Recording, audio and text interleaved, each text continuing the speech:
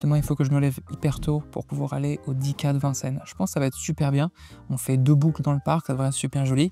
Je vais te mettre le parcours ici tranquillement. Je fais ce 10K dans le cadre de ma préparation pour le semi-marathon, de manière à non seulement s'entraîner à faire des courses, donc à courir vite longtemps. J'espère qu'il va pas faire trop froid et qu'il va pas trop pleuvoir. Normalement, ça devrait aller.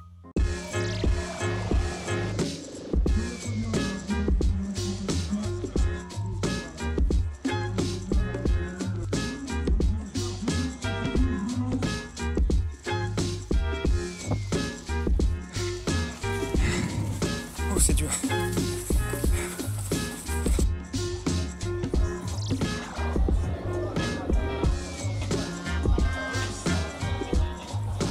Il a été perdu donc.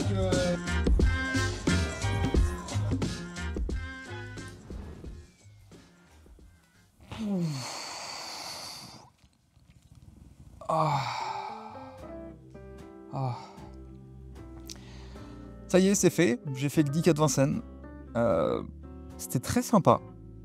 On s'est levé assez tôt parce qu'il fallait être là-bas à 9 h, mais avant, il fallait qu'on a récupéré les dossards. Sympa, il faisait 5 degrés, donc un peu, ça caillait un petit peu. Mais le truc, c'est que quand tu fais un 10K, t'as très vite très chaud parce que tu cours vite tout le temps en fait dans un 10K. Il n'y a pas trop de moments où tu prends ton temps, etc. Donc t'as pas vraiment le temps d'avoir froid, à part avant que la course commence.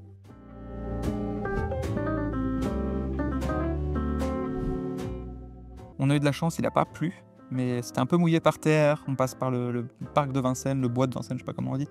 Mais il y avait un peu de boue par terre, donc faire gaffe dans les virages, mais dans l'ensemble c'était bien. Je suis parti dans les derniers quasiment, mais c'était une course en fait en mode compétition. C'est-à-dire qu'en fait au bout de 50 minutes, il t'arrête, tu peux plus courir. Donc il y a une limite à la course, donc ça met un petit peu la pression. Et en fait j'ai doublé plein de personnes parce que j'ai réussi à courir un peu plus vite. Et c'était assez grisant au final de voir que j'arrivais à dépasser du monde, alors qu'il y a encore un an, j'aurais été incapable même de finir en 50 minutes.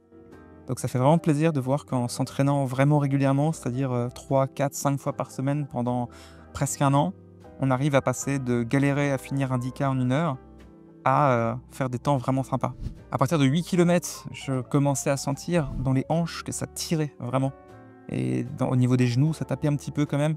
Et j'ai réussi à me relever un petit peu, à penser à ma posture et de voir comment est-ce que me déplacer influait sur mes douleurs. Et je me suis rendu compte qu'en fait, je devais sûrement pencher un petit peu en avant, sûrement de fatigue.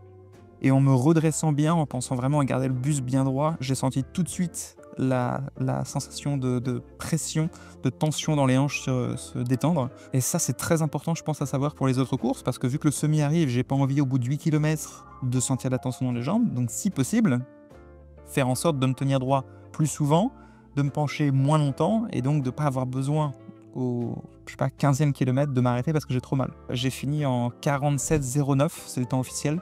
Ma montre disait un poil plus, je crois qu'elle disait 47,20, mais temps officiel de la course 47,09, donc peu importe, la vérité est très proche quoi qu'il arrive. 47,09, ça fait plaisir parce que mon meilleur temps c'était à Deauville en novembre dernier et j'avais fait 48,46, je crois de tête. 48,46, boum, on passe à 47,9 en seulement 3 mois. Ça régale, hein. Comme quoi les efforts ça paye, ça m'a fait extrêmement plaisir. Du coup, je suis beaucoup plus confiant pour le semi-marathon qui arrive très très bientôt. Je vais te tenir au courant de tout ça.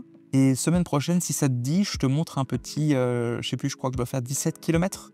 Je pense que ça pourrait être super sympa de faire ça ensemble. Ça fera des bonnes images, de me voir un peu dans la souffrance, de me sentir un petit peu moins seul, d'avoir au moins l'impression de parler avec quelqu'un lorsque je suis en train de souffrir.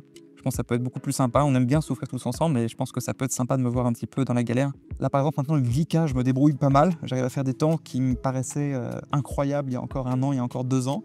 Maintenant, je suis très content de pouvoir faire ça. Et je pense que le semi, je galère énormément, mais peut-être que dans un an, peut-être que dans 2 ans, en fait, ce sera entre guillemets simple. Et plutôt que de me concentrer à voir si j'arrive à survivre un semi-marathon, je serai au contraire en train d'essayer de décroître le temps, d'aller de plus en plus vite et en fait d'obtenir des scores qui me paraissent aujourd'hui absolument incroyables. Voilà. Je pense que c'est pas mal parce que ça démystifie un peu tout ça. Le 10K, moi je voyais les gens qui courent moins d'1 heure comme des gens très rapides et les gens qui courent moins de 50 minutes comme des gens absolument incroyables, limite une capacité, une chance génétique. Et en fait, non, moi qui suis en surpoids, moi qui n'ai jamais couru de ma vie, qui détestais ça il y a encore quelques mois, je me retrouve à faire moins de 50, 47 minutes. Comme quoi, il suffit de vraiment s'entraîner, de s'y mettre. Et même si t'aimes pas ça, tout simplement la régularité fait que ton corps s'habitue, s'adapte. C'est le truc le plus fort du corps, c'est la capacité à s'adapter. Et même un gros comme moi réussit à s'impressionner lui-même avec les scores, simplement en ayant de la discipline et en lâchant rien. On se retrouve donc bientôt pour la partie 3 de la préparation à mon premier semi-marathon, celui qui va me faire le plus souffrir et donc le plus sympa à partager. Voilà, merci beaucoup pour ton temps et à bientôt. Au revoir.